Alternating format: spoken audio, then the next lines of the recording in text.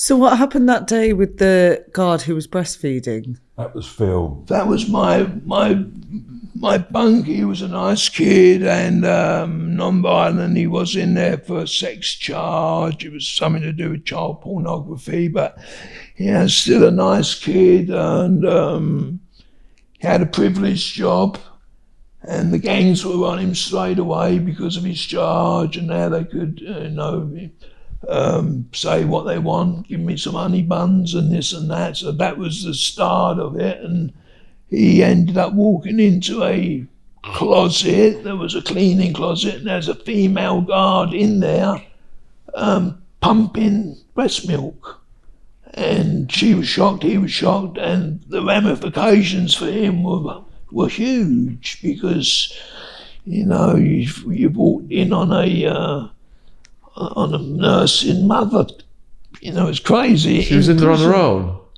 On her own. Just pumping breast milk? Yeah. At work. In a cupboard. Yeah. Then they have the maternity smokes for pregnant females, and you've only just got to look at one of them wrong and you would never survive. So what, he got steamed, was it? No, he committed suicide the next day. How?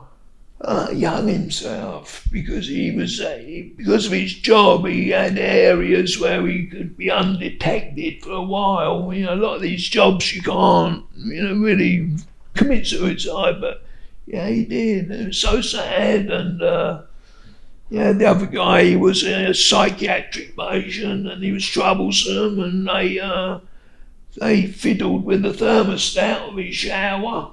And I was in solitary confinement myself, and I heard the screams, but I was used to screaming and banging and, just mental health issues, and so didn't think anything of it. But it turns out that they just fiddled with the controls and the thermostat and just steamed him to death. And when the inmates moved him, his skin would come off of his body, and it was just absolutely horrendous.